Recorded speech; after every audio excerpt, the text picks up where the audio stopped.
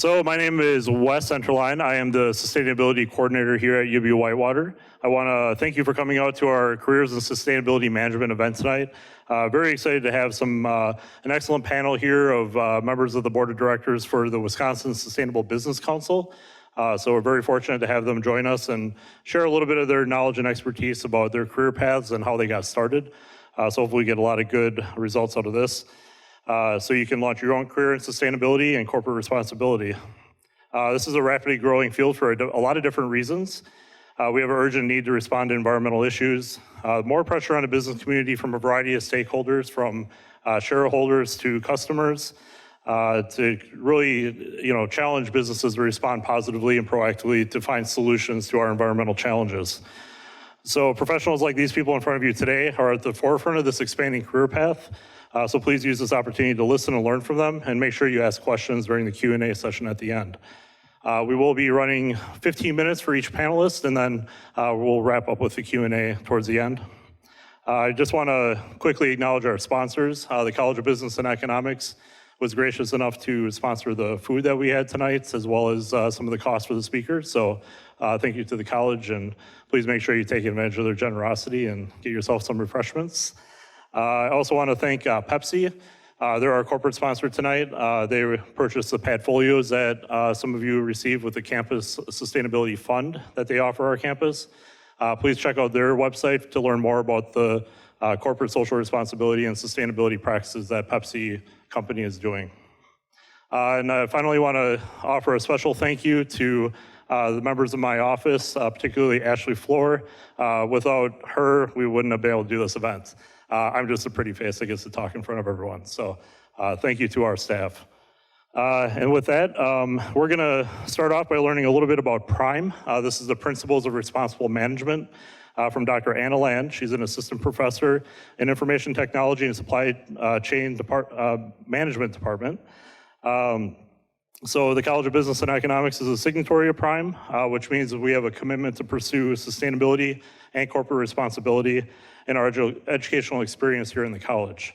Dr. Land will go into a little bit more detail about PRIME and some of the areas the College of Business and Economics strives to educate students on sustainability and corporate responsibility here in Whitewater. So with that, I'll pass it over to Dr. Land.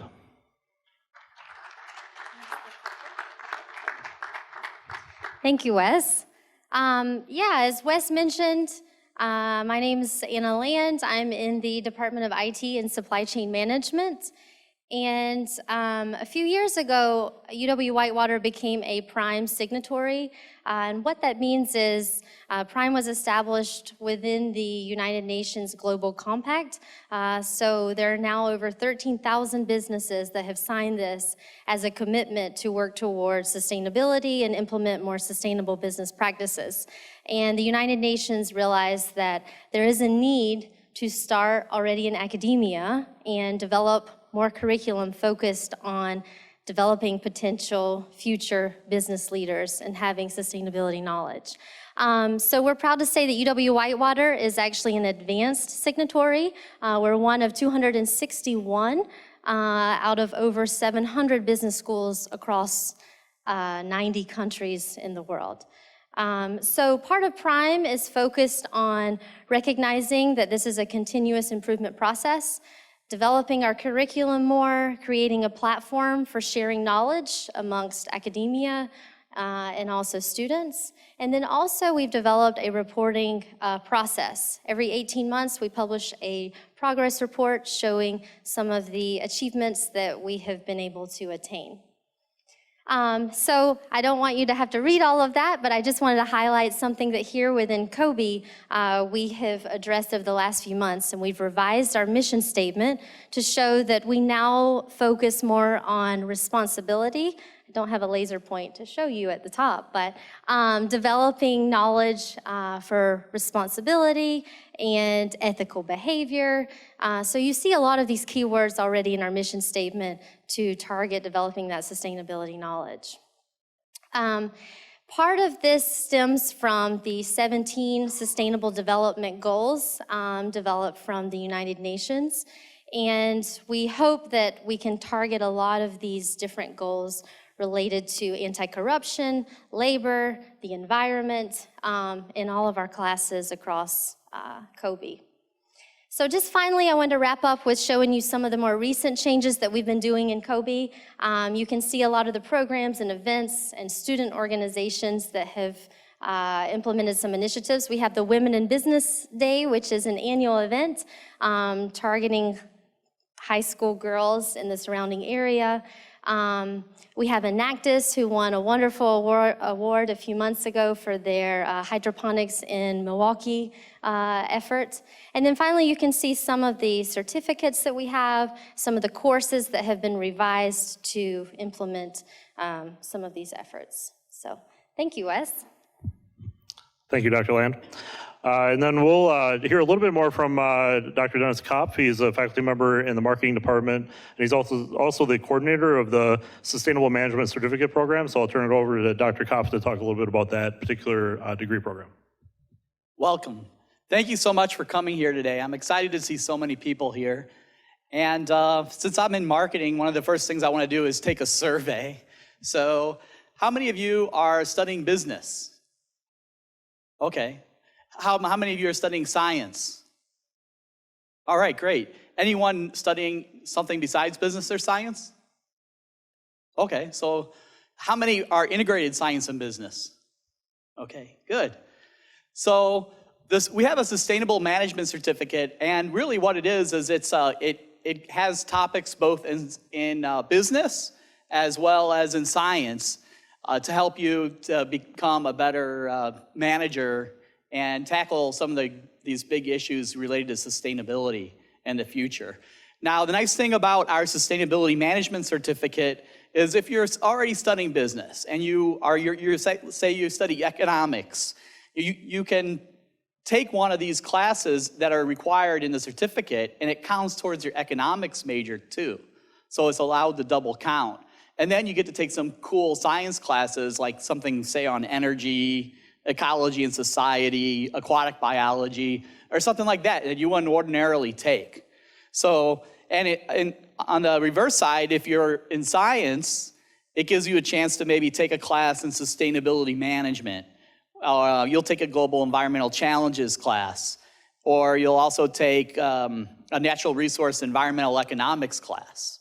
So the nice thing about this is it gives you a way to kind of round out your skills balances and not just take all business or all science, but take a combination of both, which is what you really need to be able to work in the sustainability field moving forward. With that said, there's some handouts out back.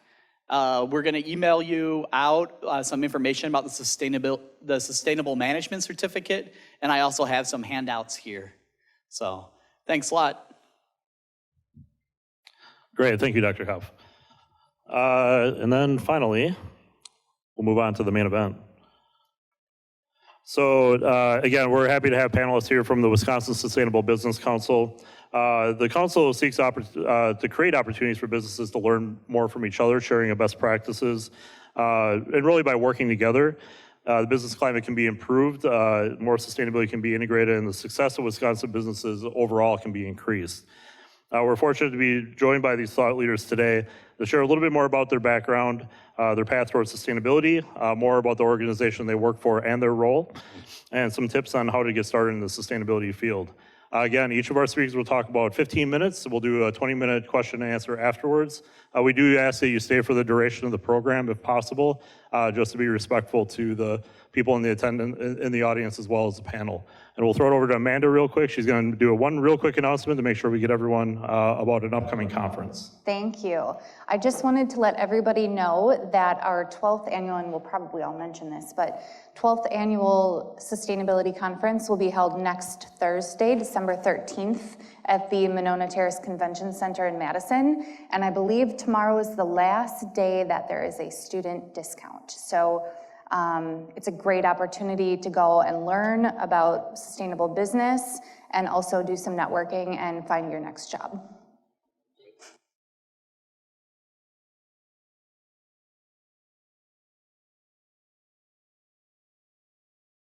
Everybody hear me all right? All right, well, thanks for having me and inviting me tonight.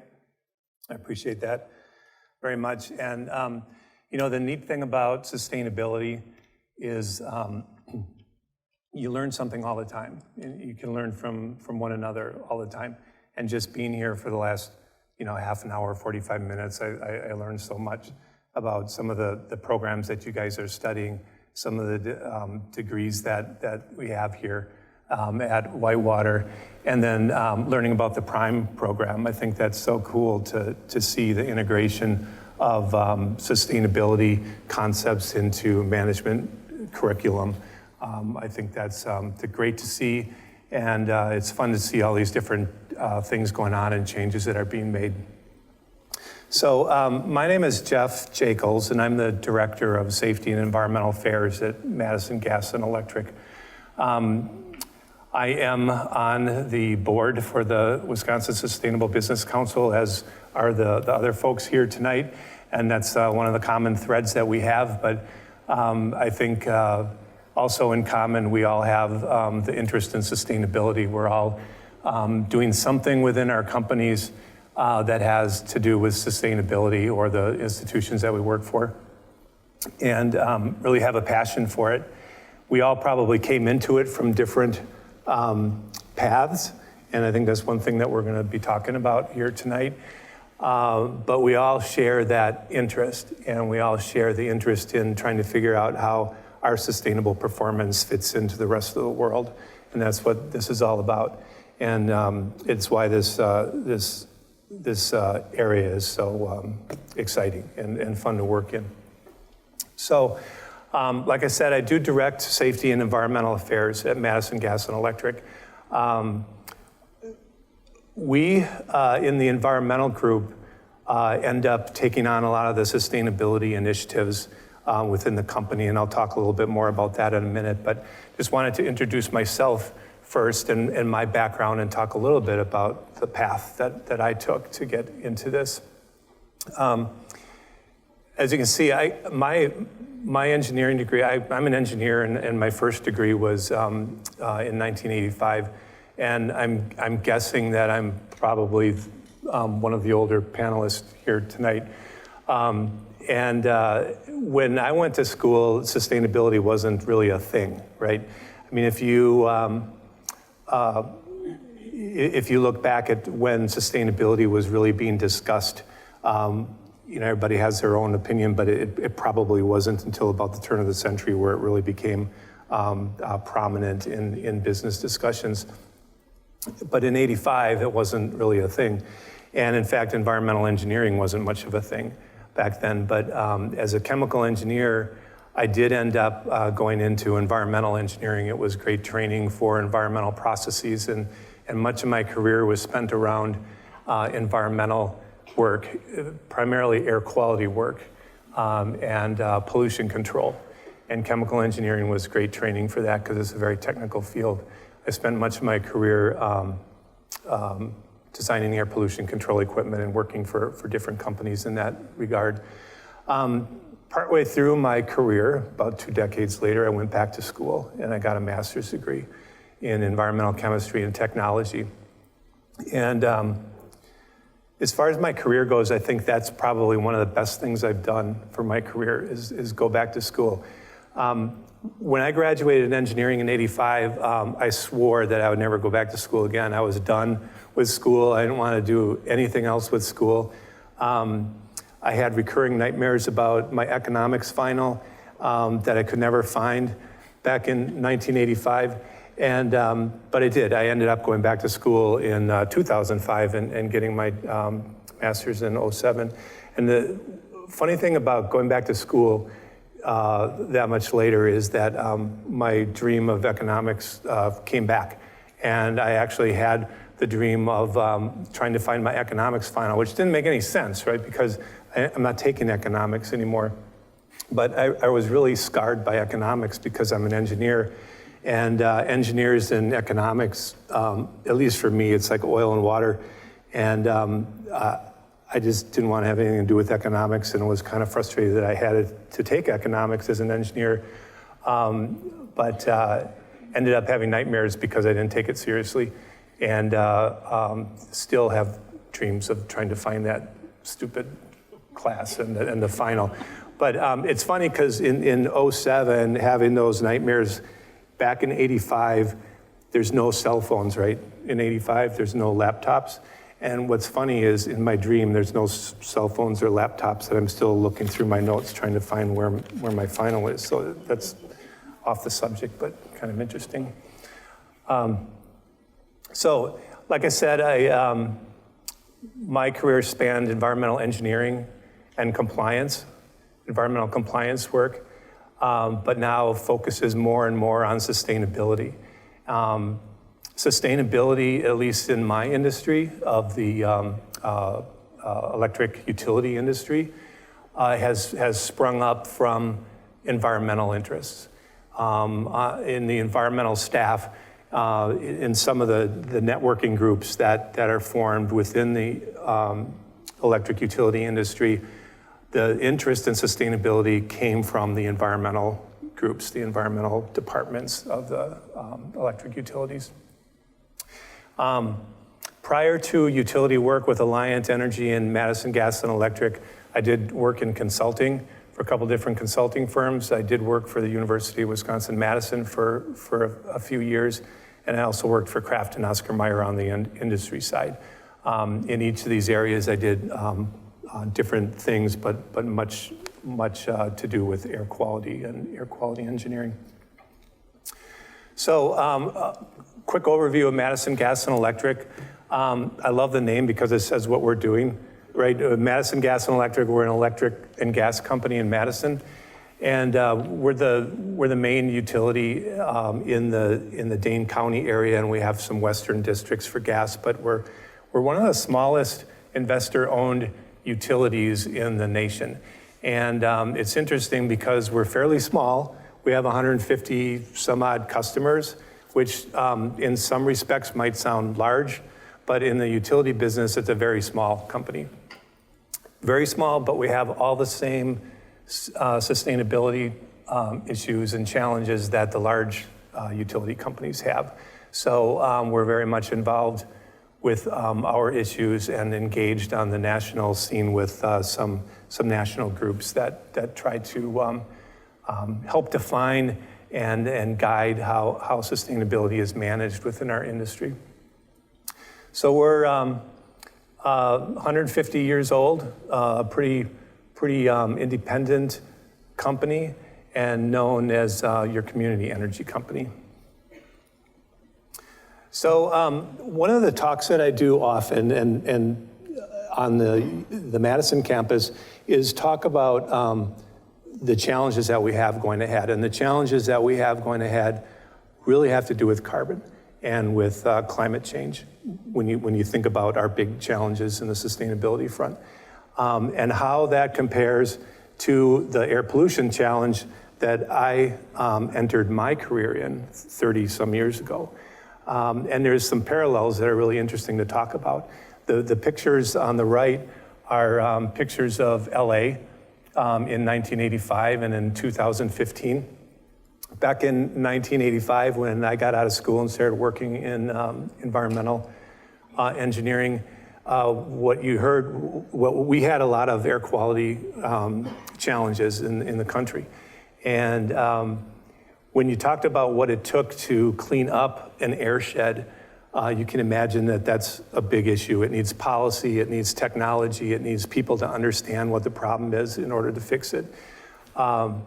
And back then people said it's impossible, it's hard, we can't do it, it's gonna be expensive. We don't even have the technology. This is back in '85. Remember, we didn't even have cell phones back then. We don't have the technology to do that. We don't even understand it. So how can we clean up that airshed? Well, guess what? 2015, the air looks like that in LA.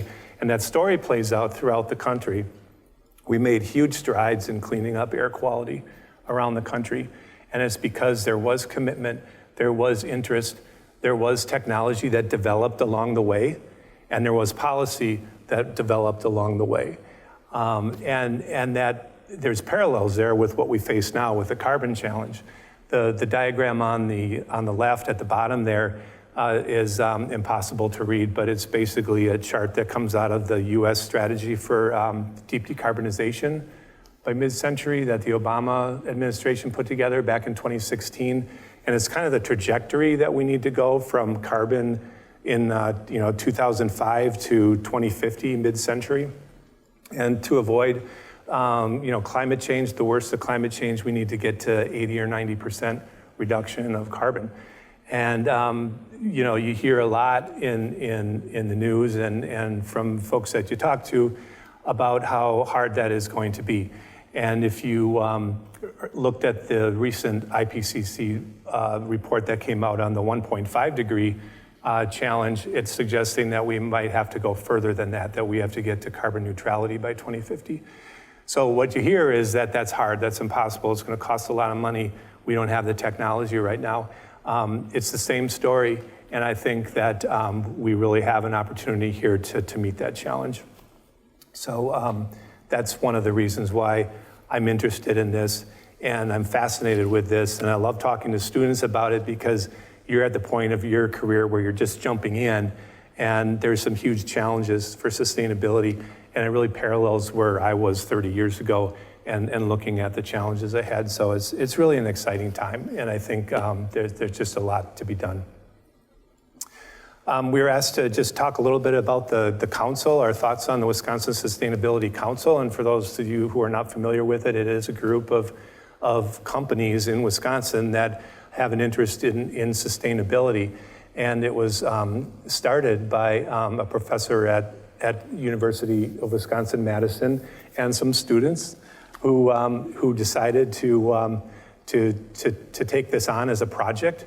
And it grew in interest beyond what they had initially imagined and actually became a permanent thing. It was originally a class project to bring people together to talk about things that they had in common. My thoughts about the council are that it's a perfect example of something that comes on the scene with perfect timing. There was a need for something like this. The students recognized it with their teacher, and they did something about it. It caught people's attention, and there was so much energy behind that it just went, and it was perfect timing. It is part of the sustainability movement. I mean, we talk about things that are current and share that with people that want to learn. And so in a way, we're part of the sustainability movement. And then the council is also growing and adapting, just like everything else has to do in sustainability.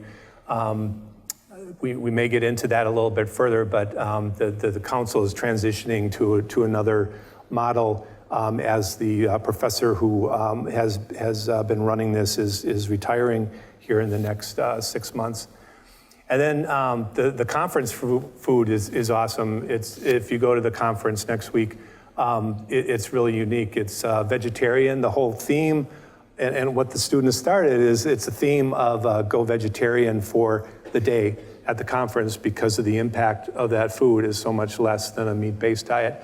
And it's amazing how many people end up going and saying, this is vegetarian, this tastes good. So it's really a fun experience. And then there's just great board members. You know, you learn so much from these guys, and it's a great networking opportunity and just a great experience. So I think we were to talk a little bit about our thoughts on thoughts for you guys entering the field, so advice and that sort of thing. And I think I can wait for that as we get into talking here, because I'm just about at the end of my 15 minutes. But I think I'll wrap it up there. I think that's my last slide. Yeah, and I'll hand it over to Ben. So thank you very much.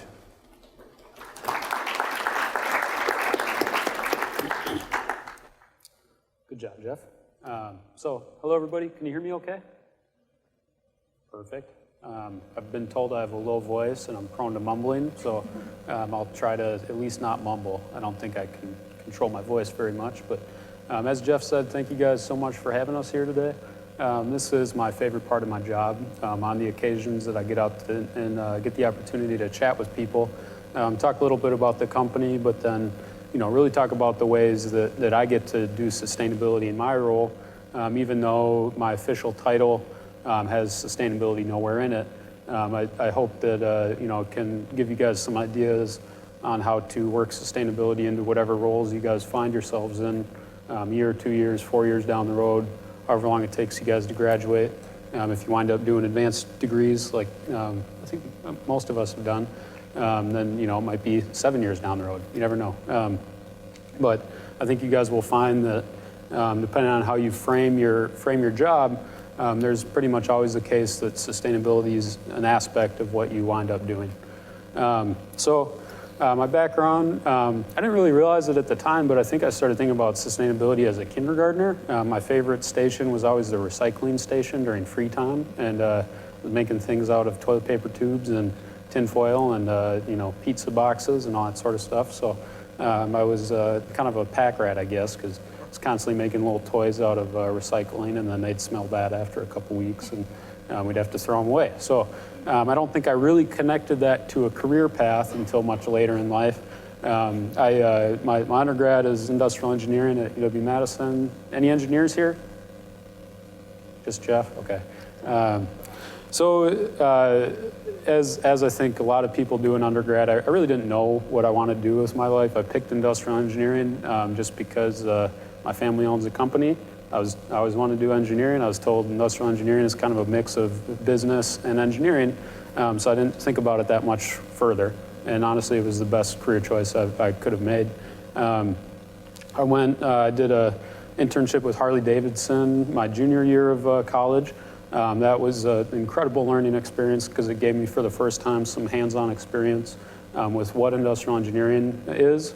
For those of you that don't know much about industrial engineering, it's a lot of just taking data, whatever you have data-wise available to you in an organization, and trying to find ways to streamline, make the business more efficient. So it's a lot of like process mapping, trying to figure out waste within the business as a whole, and figure out ways that you can reduce the cost of the organization in order to make the company more profitable and just a better run company. I went down after undergrad. I drove trucks for a while. I'll jump to that in a second, but my family's company is a trucking company, and so I got my CDL and drove trucks around the country for a while. That also was a great learning experience. I hated it a little bit at the time, but it turns out that driving a truck was basically like running my own little small business. I was in charge of moving people's all their belongings, all their household goods all around the country. So it gave me control of a project from start to finish. Every city I went to, I had to run my own cash labor crew. That's not the most fun thing to do when you're 23 and you have to meet a bunch of people much older than you and convince them to lift furniture for you all day. You learn people skills relatively quickly. Sometimes it works, sometimes it doesn't. But you kind of learn how money motivates people and how money doesn't motivate people, depending on who you're dealing with. So after probably driving truck for about a year and a half, I started to move more into the office. I decided I needed to get some outside experience, moved down to Chicago for about a year and a half and worked for a financial consulting company, just doing basically big database management. Again, honestly, I hated that job, but it was, again, a great learning experience because I was able to pick up Microsoft Excel and Microsoft Access and basically use those two programs all day, every day. It enabled me to come back, when I did come back for my master's, and apply both those programs within the organization. So even though I really did not enjoy financial consulting at all, I was able to look at it as I may as well learn as much as I can about how to run these big databases while I'm down here, and it wound up being a really good career choice. Manufacturing systems engineering, I chose it because it was an engineering graduate degree. It taught an improvement approach that was pioneered at UW-Madison. It's called quick response manufacturing. It's one of the better improvement approaches that I've happened across throughout my career. Basically what you do is, instead of looking at all these different metrics for how you measure waste, one of them might be like a defect rate for something like Lean Six Sigma. Quick response manufacturing takes all that, ties it into one metric, which is called lead time, and you look at the process from start to finish and see how long it takes. That's your only metric, so it's very easy to teach. And it's honestly, it's been one of the easiest ones I've found to be able to teach within an organization, because you're just telling people we're going to measure how long your process takes. You're not talking about errors, you're not talking about standard deviations, you're not talking about defect rates or anything else that's kind of abstract. You're just showing people how long their process takes and trying to minimize that. I took a class called OTM 770, which is Sustainable Approaches to Systems Improvement. I actually didn't realize that sustainable meant sustainability when I enrolled in that course, just by happenstance. I thought it meant sustainable as in the fifth S in Kaizen, and so which means you sustain the process change. So I misunderstood that, but it was, again, one of the best mistakes I've ever made, if you want to look at it that way, because I took the course, absolutely loved it. What that course is you take a lot of the industrial engineering principles where you look at a process and try and improve it. You take those metrics that you learn in industrial engineering and you apply them with sustainability. So instead of maybe measuring, the waste created in terms of defects, you might be measuring it as the waste created in terms of pounds of carbon, or maybe you're looking at waste in terms of pounds of garbage that's created, or waste as like byproducts in the form of toxic chemicals. So the way that class works is that you take the approach to sustainability and just learn how you can apply it in different companies and different settings. I was fortunate enough to be able to TA that for the rest of my master's program, and then turn around and apply it at the company. That first summer that I had a break, I went in pretty gung-ho and started applying sustainability principles. And then when I graduated from the master's program, I was able to start doing that more full-time. Sorry, I take that back. I'd give myself 20% sustainability in a day-to-day. I also do a lot of our HR, a lot of our accounting, family business, so I wear a lot of different hats. But like I said, very fortunate that sustainability is one of them. So onto the company. We're between 40 and 55 employees, depending on the time of the year and how busy we are, and what you include as an employee, whether you count contractors or not. We're about 40% heavy machinery moving, roughly 40% residential moving and storage, and then about 20% commercial moving and storage. Again, depending on the year, depending on who we're working for. Because we're a service industry, it really depends on what contracts we're getting and that sort of thing. So I just figured I should show you guys some pictures, show you guys what we do. The big picture on the right, does anybody recognize that inventory? Soda? That's a good guess, it's close. They're Girl Scout cookies. So we do the Girl Scout cookies for all of the southern part of the state, including Whitewater. We don't get over to Milwaukee, that's a different contract, and we don't get north of Stevens Point, but pretty much the rest of the state is all us. So we're actually taking our first couple loads in 2 weeks. We bring in all the cookies, it's usually about 30 trailers full. We sort them and distribute them throughout the state. So that's an example of a commercial contract that we have. The upper left picture is machinery moving.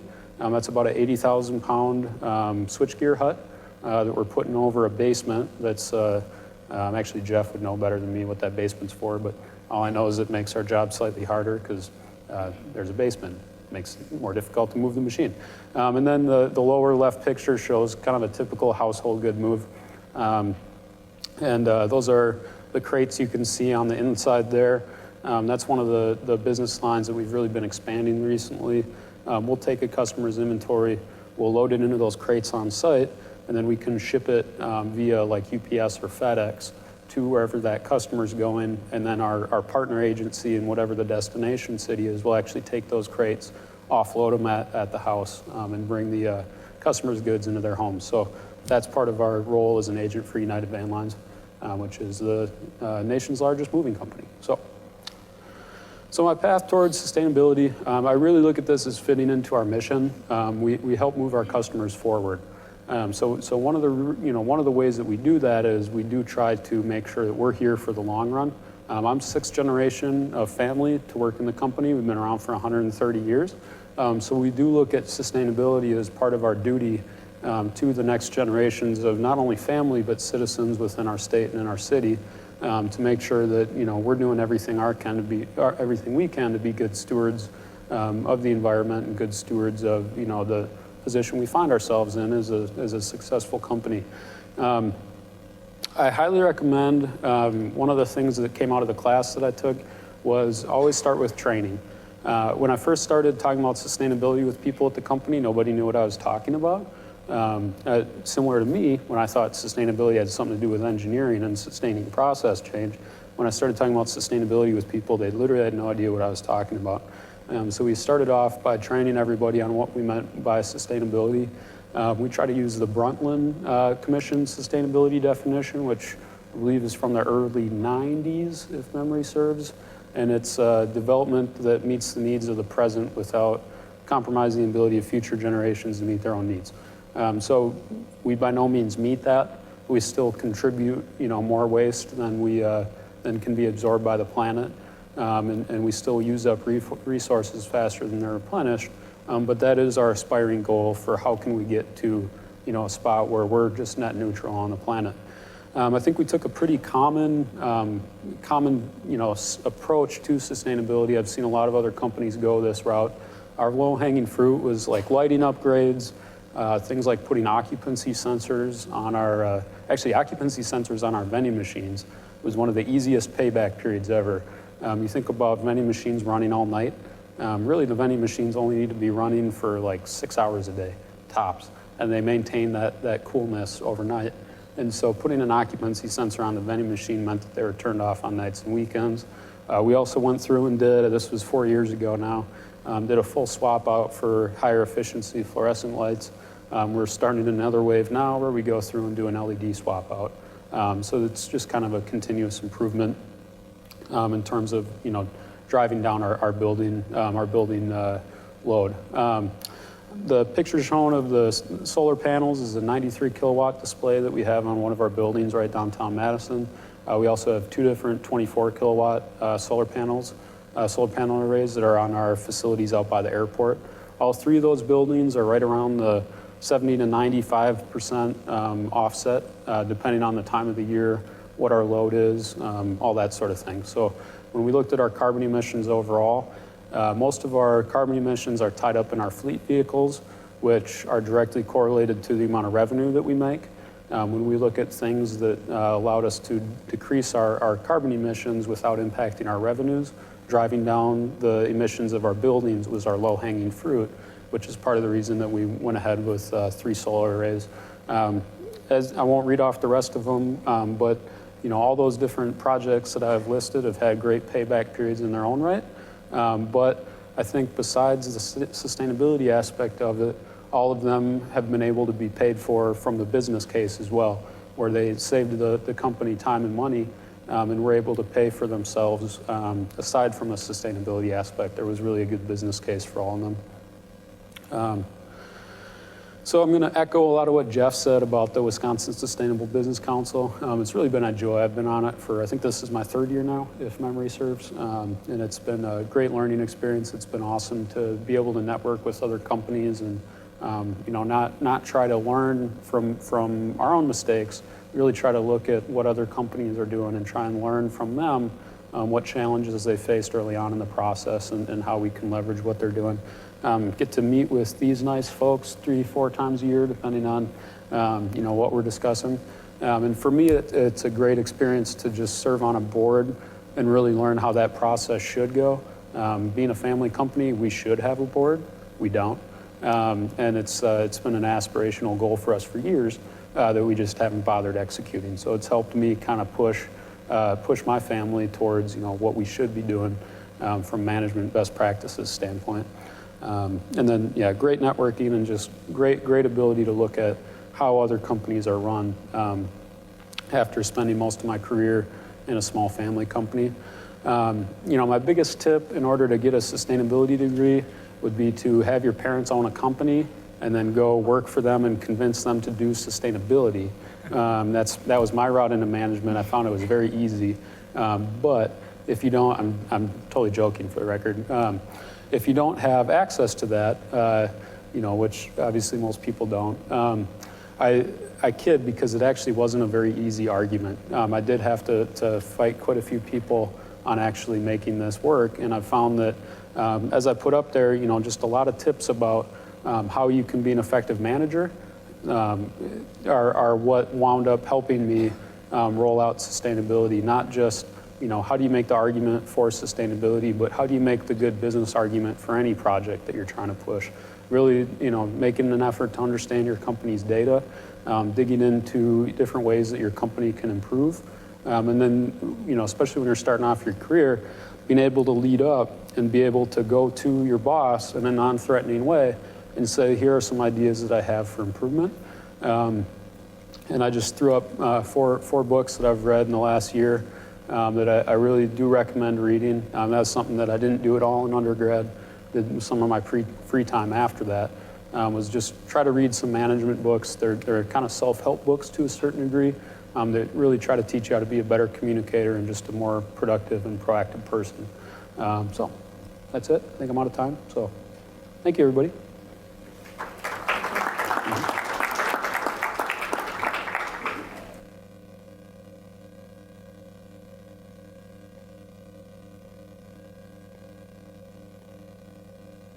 I'm sorry. Now you can hear me.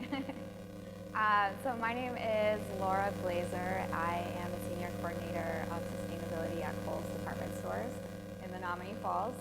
And I look at my background and think of the two major influences. So obviously there's the formal education where I went to school, but life is also a great school too. So I spent significant time overseas. So just to talk about schooling first, I graduated from UW-Madison. I was not a business major. I was not a science major. I avoided all the hard sciences the best I could. My degree is in foreign languages, French and Italian. And that's what led me to my next academic experience, which was in Italy at the University of Bocconi, where I studied international management. And that in particular helps me a lot in my day-to-day because it's a lot of project management, presentations, executive summaries, and performance metrics. So that business background definitely was helpful. For life experiences, when I graduated UW-Madison, I definitely wanted to use my, my 2 degrees, and I thought the best place to do that was in the countries themselves. So I have lived in France for 1.5 years and in Italy for 4 years. Life in both countries is different from my life in Wisconsin. And they really trickle into sustainability. Just the size of things, it's a lot smaller in Europe. There's a lot more competition for resources. Electricity is more expensive, water is more expensive. I think I drove my first French host mom crazy by the amount of time I spent blow drying my hair, and I really jacked up their energy bill. In Italy, same thing. Homes were a lot smaller, a lot more expensive. Gas prices 3 times what they are here. And so there's a lot of mass public transportation, which is amazing. So I took advantage of that. And in both France and Italy, something else strongly influenced just my behaviors and how I see the world, and that's the importance of local sourcing in a way that I didn't experience back home or didn't notice, and of particularly food. There's such a strong food culture in both France and Italy. And while I was in Italy, I made friends with a German. And that was interesting. And I guess before I talk about that, at the same time I got my, my bachelor's degree, I also got another very important document. I became a German citizen. And that's a whole family history I won't get into. But it is a part of my identity. And Germans they recycle like no other. You talk about your love of recycling. I definitely went to Europe as the spoiled American, just consuming mindlessly. And my time in Europe definitely made me mindful and aware. So I was able to go into a German home and try to throw away trash in a German kitchen. And I pulled open the trash, and there were like 8 different compartments. And it was crazy, but it was the recycling. And you know, things about buying a brand new umbrella or fixing the one I have. These are conversations I had with my friends, and I didn't know directly that was sustainability, but now when I look back, those are the first influences I had. So when I was an international management student at Bocconi, there was this conference I had the pleasure of going to while I was there, and it was the 3rd International Forum on Food and Nutrition. It lasted 2 days. And so the reason why sustainability is so alive right now in companies is because society as a whole is no longer looking at the government to provide the solutions, but really turning to companies to provide them. And Barilla, I'm sure you all know, famous pasta maker, is one of those companies that early on has taken a very strong stance, and they have developed a whole center just to focus on sustainability. It's called the Barilla Center for Food and Nutrition, and they put together these annual conferences where they call in experts from all around the world. So in these 2 days, there were physicians, there were scientists, so engineers, there were professors,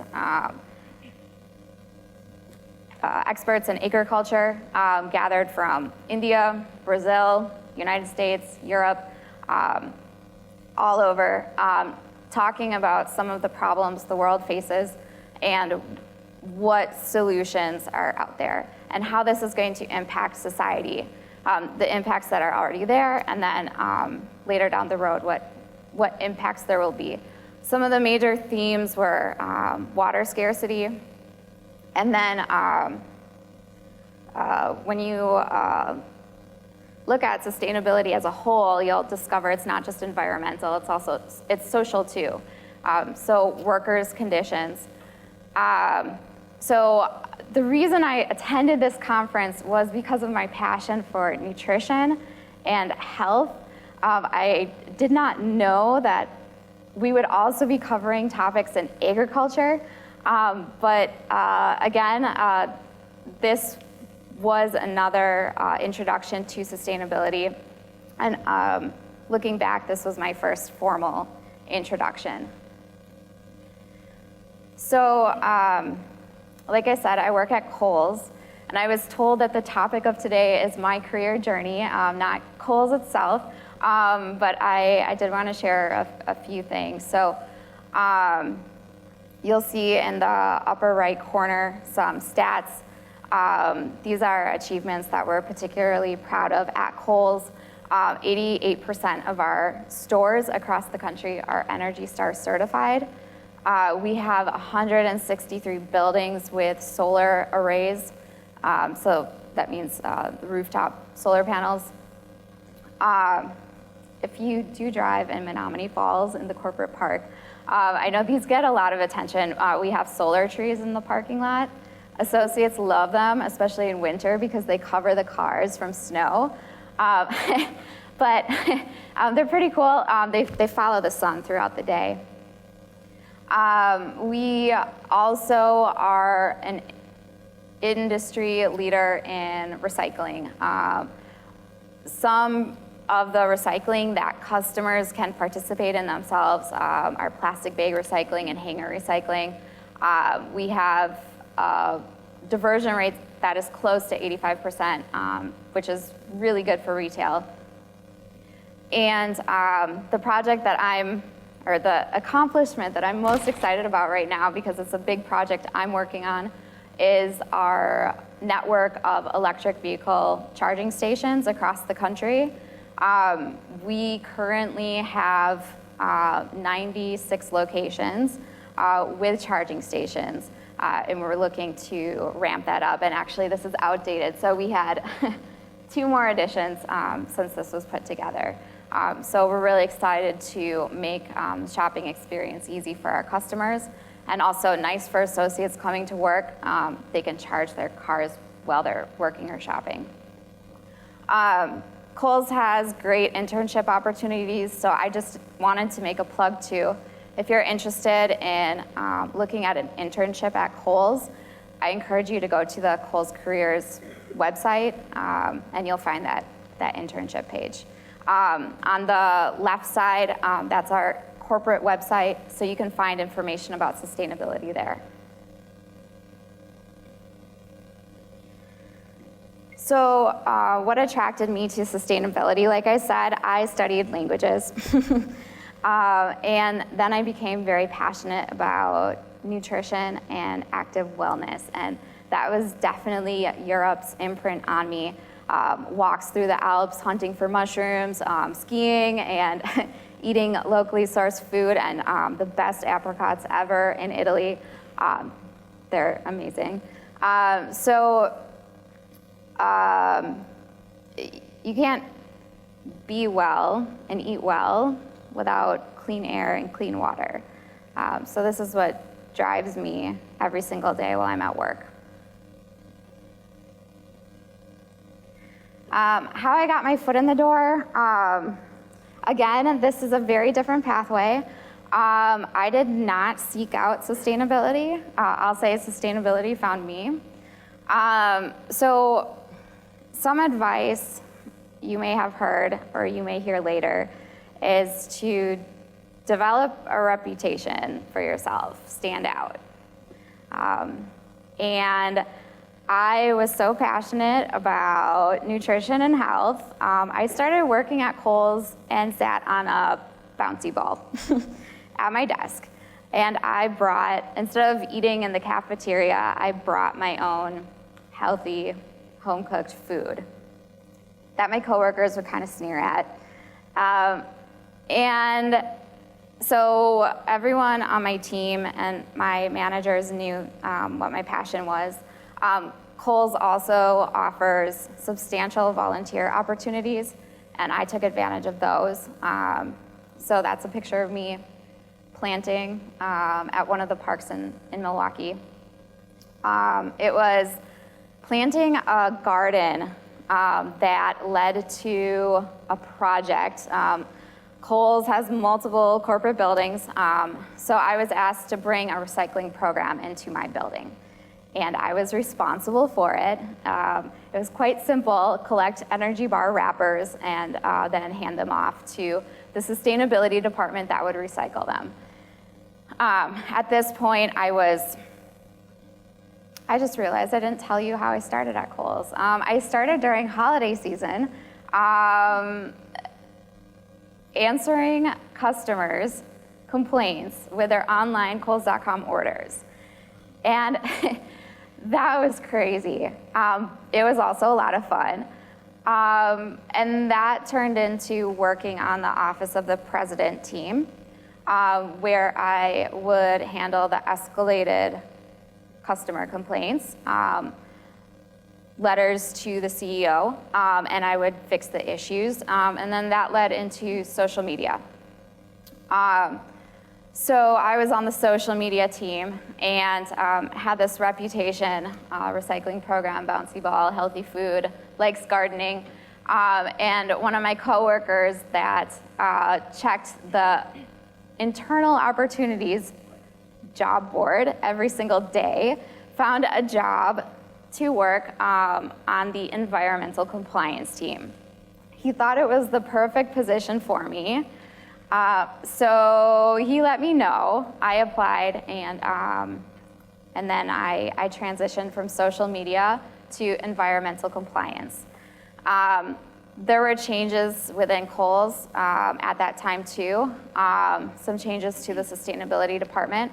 So a year into just focusing on environmental compliance, so what the company needs to do by regulation, sustainability was brought to my team. And at that point, I was asked to switch from compliance to sustainability. So that's how I began my sustainability career. I decided to keep this slide short because I knew I would I'd be coming after Jeff and Ben. So the Wisconsin Sustainable Business Council is everything that they said. It's been a great networking opportunity. The goal of the council is to serve as an outlet for businesses in the state so that we can all learn from each other and advance our progress. Sustainability is a plan for continuous improvement. These are very big problems that we're all working on and trying to solve. So it's not about nailing it, it's about moving towards solving them. So we're doing that continuously. So parts of the council, just like these guys, I'm a part of the Green Masters program, which is a questionnaire touching on the different topics within sustainability, environment, like I said, social, HR, governance, and then planning the annual Wisconsin Sustainable Business Conference, and then speaking engagements like this. So I was really excited to come out to speak to all of you because I think you're in such a great place, and these are opportunities for you to take what you're learning in the classroom and see where they fit in a real application that you can jump into after you graduate. So my tips, and I won't name these out. You can read them and then feel free to ask any questions later that you want to. So much of my day, and this is particular to my job, sustainability is so broad. So no matter your role, you absolutely can incorporate sustainability into what you do. In my day-to-day, a lot of it's focused on data, reporting. I fill out questionnaires for investors that are figuring out how the company is performing and benchmarking us across the industry. So when you're looking at a company, I recommend going online, taking a look at their sustainability page, taking a look at public policies they have, how transparent they are, and something you can do too right now before even jumping into the workforce is if you really are curious and you really want to see, you could sign up for a subscription to Smart Brief. These are emails that come into my inbox daily, and they're definitely useful, so you can just pick the sector you're interested in and the topics you're interested in, and you can see what's really going on around the country and outside of the country too. It's very useful. So that said, I will pass it to Amanda.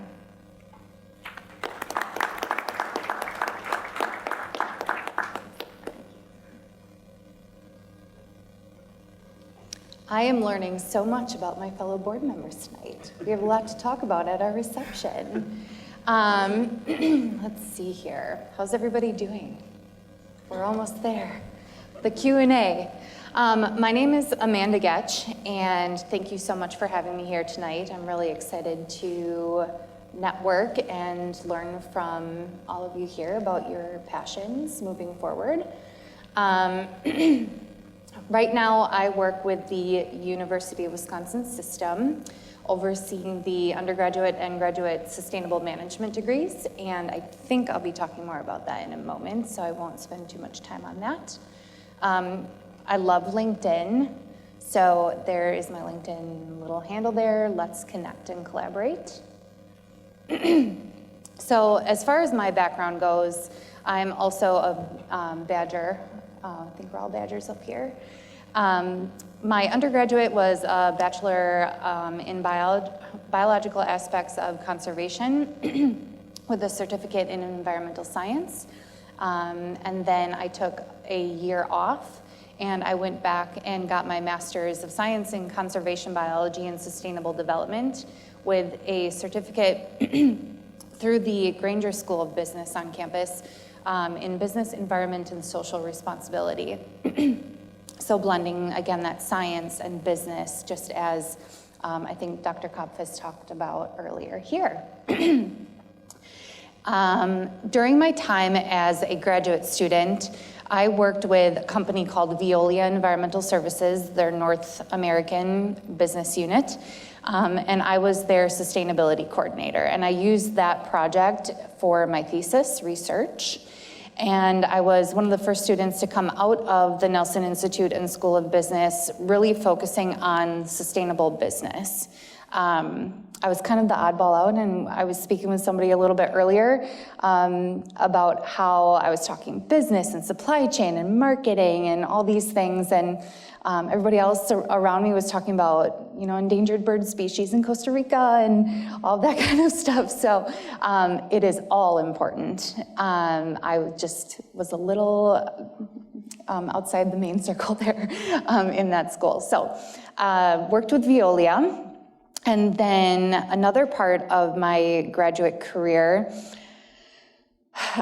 I met this gentleman named Tom Eggert, and Tom Eggert is the executive director of the council right now. He is also a senior lecturer at UW-Madison through then the School of Business, now the Nelson Institute for Environmental Studies.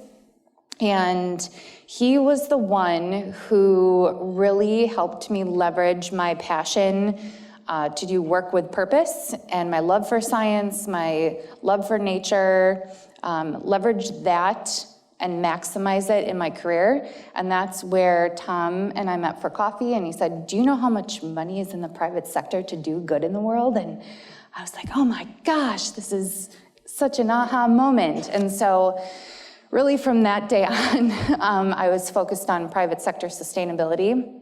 And the business case has never been better for the private sector to really be aligning sustainability strategy into their long-term planning. So that's how I met Tom. When I met Tom, I TA'd some of his sustainable business classes, and then he asked me if I would be interested in helping run part of the council's objective, which is the Green Masters program. And a few people have mentioned this already. The Green Masters program is a benchmarking tool for businesses who have a physical location in the state. My primary focus during that time was to target small and medium-sized businesses, and we grew our program by 33% over 4 months, so there was a lot of interest from the business community to have that type of tool for continuous improvement. Through the Green Masters program, I sadly came upon my graduation day. I love school, so that master's degree really quickly. But it was December 2012. It was cold and dark outside, and here I was looking for a job specific to sustainability management. Granted, this was about 6 years ago, and the world has rapidly changed even since then. There were a lot of positions out in New York and New Jersey and Boston, and then out in California and even Europe. But I really wanted to stay in Wisconsin. I love the state. I think there's great potential here to be a leader in this. But there were no sustainability jobs for me. And so what I did was I reached out to the top scoring companies in the Green Masters program. I actually reached out I tried to target their CEOs, and I said, hey, I'm graduating from the Nelson Institute and the Granger School of Business. I see that you're doing a lot of really great things with regard to your sustainability program, but I know there's so much more that you can do. This is what I have to offer. What do you think about hiring me? And one of my tips later on in the presentation is don't be afraid of rejection. Rejection is very important to learn from in life. And I heard a lot of no's. I heard a lot of nothing, so a lot of no responses at all. But it just takes one to really kind of turn your life into something new and exciting. And so I did hear back from 2 CEOs, and longer story short, met one of them for coffee in Lake Mills. And we talked about what a position in sustainability management would look like, hopped on board, and just to give you an idea of how much you can do in a career, no matter what your interest is, during my time as sustainability manager at Inpro, by the way, they're a product manufacturing firm located in Muskego. They have a global presence, multi-million-dollar company.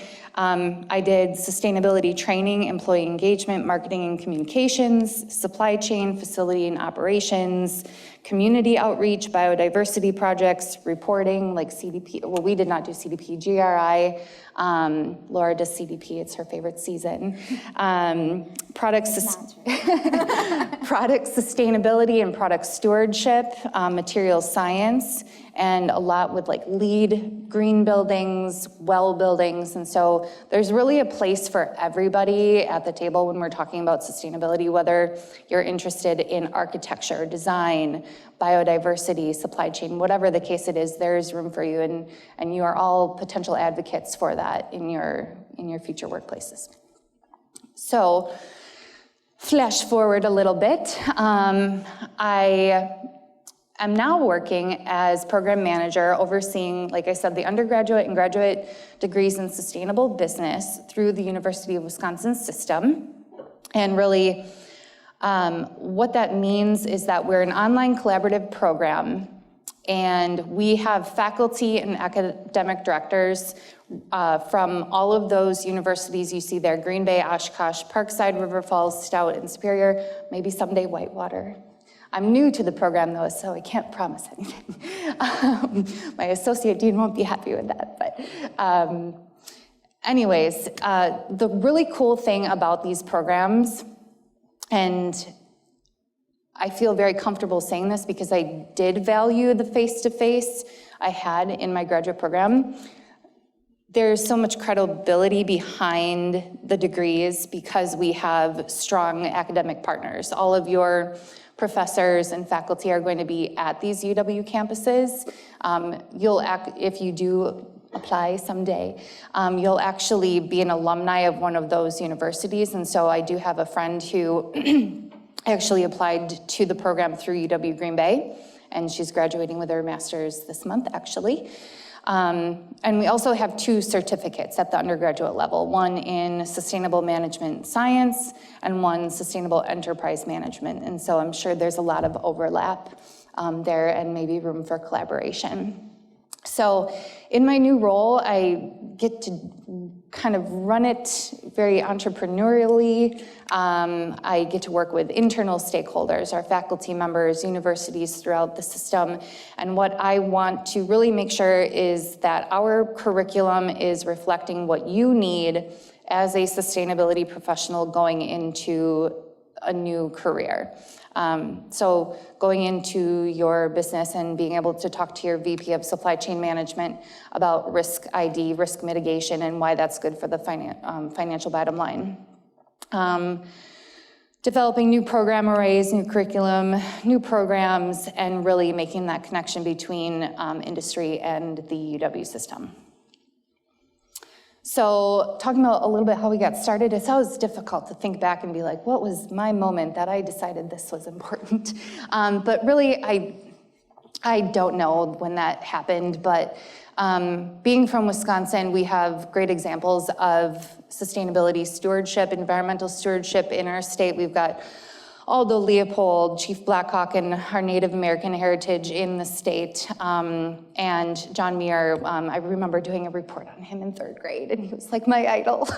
I also had, I love being outside. My parents put me outside in the summer, and I was like, don't come in until it's dark. So I really wanted to find a career where I had a sense of purpose, and I think we're seeing that more and more often in the workforce. Gen Zers, millennials, and even baby boomers who are doing career pivots. They want to go to work every day and know that they're doing something worthwhile and meaningful. And that can be, again, in any capacity throughout an organization. So my collaboration with WSBC goes back to about 2010. And that's when I met Tom and started my master's degree, and he asked me to help with the Green Master's program. During that time, we were still developing the tool, and we saw a lot of growth. Survey questions, I did things on trend analysis and metric development. Like I said, we grew the program, and during that time, I was a student board representative as part of the board, and I think, Jeff, you were on the board at that time? One of the friendly faces there, welcoming an intimidated student to a business board early on, so thank you for that. But it was a really great experience to be able to say I'm a student and on a board and learning from other people who have gone through this before. Upon my graduation and when I started working with InPro, I transitioned to an advisory board member and have been so since, and now in my new role, I maybe have a fresh term, which is exciting. But through this experience, we all practice our guest speaking, which can be intimidating, but it's also a very important skill to build, especially if you're going to be lobbying internally for your own sustainability initiatives. We also get to help organize the conference and the spring forum and help judge the Earth Day Awards every year. And I was very humbled and grateful to receive one of the Sustainable Leadership Awards last year from my colleagues on the board, so I thank them for that. Strategic planning, marketing, networking, things like that are all skills that you can build by getting involved with a board. So during the horrible Packer game on Sunday, I was working on this slide, and I can't read it very well, but I, again, wanted to just emphasize the enormous scope of how you can integrate sustainability into whatever career track you're going into, and it is needed now more than ever. And so you can work with the university or supply chain. One of our students from her capstone project, which is required in your last semester of our master's program, she started working with an organization called Sustain Dane in Madison. And from that capstone project, she actually landed her job as Sustainable Business Development Manager. And now she has moved on to being the Sustainability Coordinator for the City of Madison. So whole range of things coming out of the program there. Urban and regional planning, sustainability and wellness, corporate social responsibility, sustainable finance, everything is under there. So to wrap up here, some career tips and job search ideas. On the right side, those are just some job boards that pop up through my email very frequently, and like I said, the world is a very different place now than it was when I was looking for a sustainability position. There are new jobs all the time across the country, across the world. So check those out, get on LinkedIn, start networking, practice active listening. I think in this career, it's very important to understand the perspective of all of your stakeholders, understand where they're coming from, and then be able to frame where you're coming from and make that business case. Put yourself out there, don't be afraid of rejection. Network all the time. I know there are a lot of introverts in the world, but you can still network. There are ways, and it just takes practice. Join a board, volunteer, and then one of my favorite things is coffee talks. So find somebody that you are aspiring to be similar to, even though you should all just be yourselves. But find somebody who you admire, take them out for coffee, and just ask them questions. And more likely than not, people are going to say yes to that. So that's it.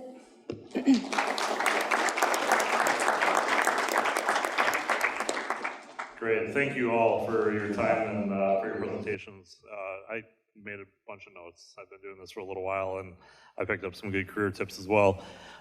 So just a reminder, in addition to a lot of the great resources shared by our panelists today in the presentation, we also have a list of resources that we put together through the Sustainability Office. You can stamp a photo of it on our table on your way out. Otherwise, just send us an email, sustainability@uww.edu. We'd be happy to share a digital copy with you. And we have additional links and job boards on our website. So just to kind of move into the question and answer, if you have a question, please raise your hand. We'll jump up and give you a microphone to ask it. And then we'll try to wrap things up shortly here. So any questions at all from the audience?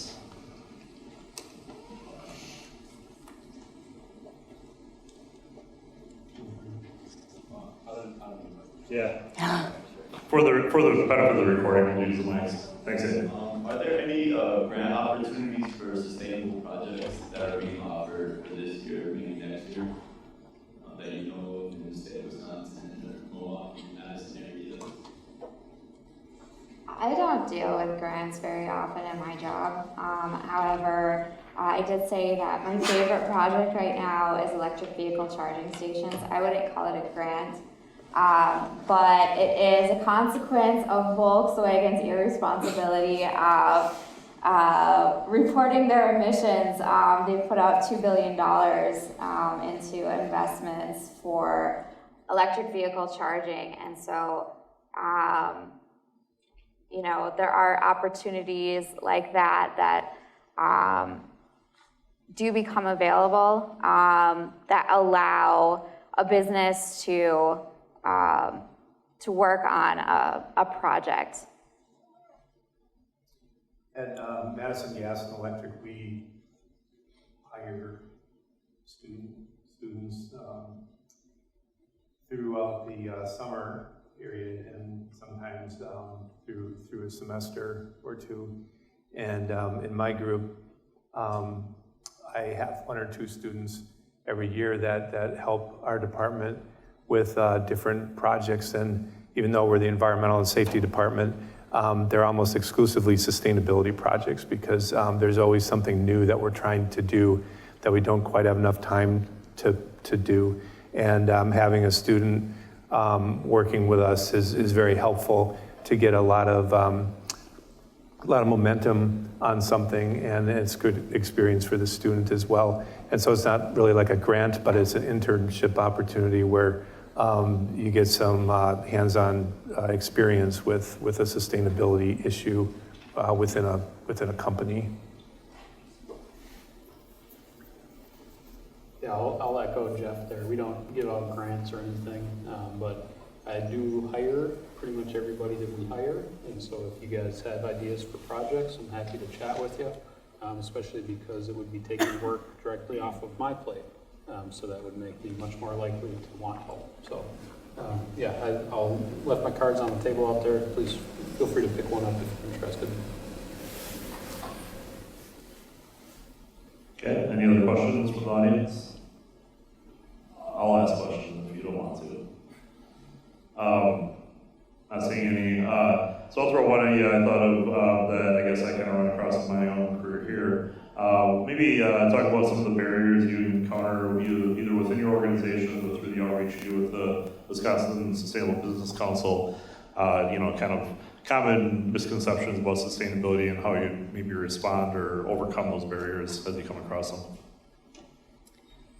So I think a really big challenge is just having a common vision about what sustainability is in your organization and what is realistic to achieving. So when I first started as sustainability manager, people really equated that with DNR, and they thought I was there to, regulate harshly, shut off all the computers, and like make everybody drive electric cars and stuff like that. But we soon found out that we had a lot more in common than we had differences around how sustainability was really beneficial to our employees and to the long-term success of the company. So I think jargon and communication can sometimes be challenges. And then for me, coming right out of graduate school, I thought I could change the organization overnight. And I soon found out that change is slow. I think it's with the change in culture and technology and the tools that we have available and the issues we face, like climate change and how that impacts the supply chain, I think our response times are going to have to become quicker. But just kind of the pace of change was challenging for me at that time. I think in my work, just trying to share the concepts of sustainability and some of the initiatives that we see around us in other companies, and trying to take on best management practices or best practices that other companies do, to try to encourage our management that we should do something a different way. It is change, and sometimes it's hard for people to see why we'd want to do that. For example, I had recently, for quite some time, had been pushing to do more transparent reporting in our company. And the first time I brought it up, it wasn't very popular. But I just kept bringing it up, and I knew that eventually people would come around and see why it's important to be more transparent with sustainability metrics and reporting. And the Green Masters, in fact, was a baby step in that direction, because Green Masters, you're reporting some information to that group to get ranked, and you get feedback, and the feedback is pretty positive. And that helped, and people slowly warm up to that, and you just got to keep pushing sometimes to get some points across, and eventually those changes get made, and they do. Yeah, I'll echo what they said. Behavior change, whether it's sustainability or any process improvement, behavior change is always going to be your biggest challenge. You're dealing with habits that have been formed over years, if not decades, and so getting people to change their triggers and how they respond to them is really crucial. But I'm going to kind of segue into something I forgot to talk about. One of the challenges I've run into is we introduce sustainability, we do some lighting, we do some solar panels, and everybody's like, all right, great, we're sustainable. And so really trying to push people to think through what the next phase actually is.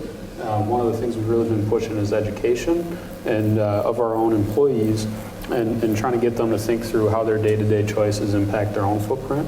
One of the most important things that we've been doing is educating people on the impact of their diets and how the farming in our food production system impacts everybody's own personal footprint, whether it's the carbon emissions directly from meat consumption, the water quality issues we see around the state linked with concentrated animal feeding operations, or just use of carbon and other fossil fuels tied up in monoculture and the reduction of pollinator population.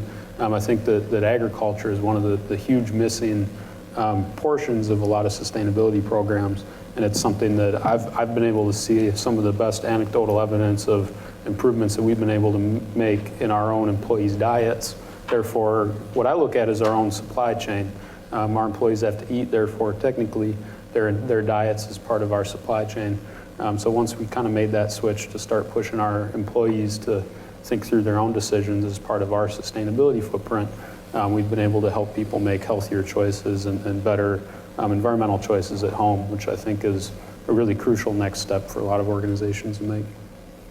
So from my perspective, just me personally, I'm going to echo what Amanda said. I walked into my role, I was asked to take on sustainability, and I was told that there would be all this support. And so I assumed in a very large corporation that whenever I approached a department that they would be enthusiastic to. Total lie. That's really bad. So it's very true, learning skills to be an effective listener, and learning the different areas of the company so that you know what they're concerned about, and how you can find that common middle ground. You know, regarding specifically where I work, my role, Kohl's is a very large company, and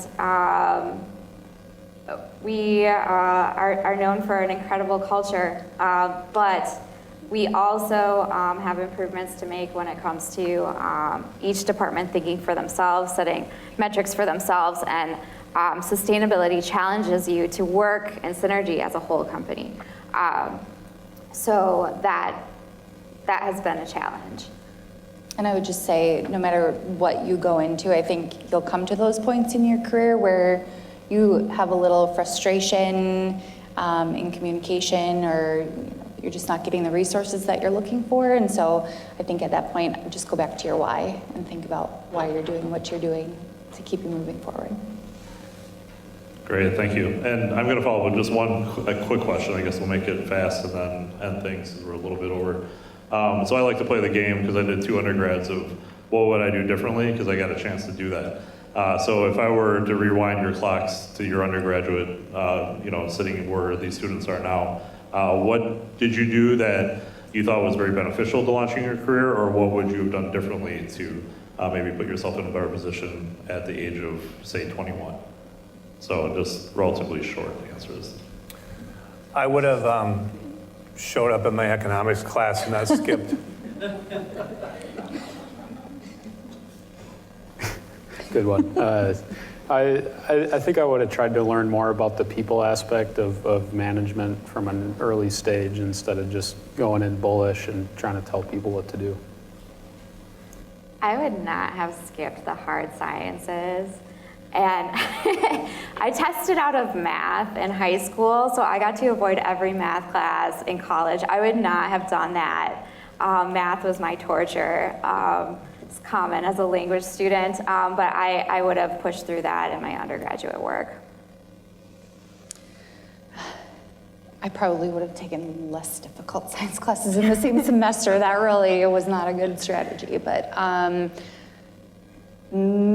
possibly I would have, or if I could talk to myself back then, I'd tell myself that you have a bigger impact than you think at that age, but also to listen and keep learning from other people.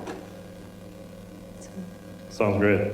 So I think we'll end it there. You know, one of my big takeaways is to really attend events like this and network. I spend a lot of time networking with not only the faculty on campus to express exactly what I want to do for a career and push them to allow me to maybe bend a few of the rules in the majors and, you know, really kind of pursue sustainability in an area where Whitewater wasn't really offering it, but also reach out to local businesses and really put yourself on the radar. I think everyone kind of had an anecdote where they had an opportunity really kind of presented to them by the fact that they're reaching out, you know, maybe not as direct as what Amanda was doing, literally just soliciting, but you know, you do a lot of that kind of connection, and eventually people think of you and recognize you when opportunities come along. So I just want to give the panelists maybe one more round of applause.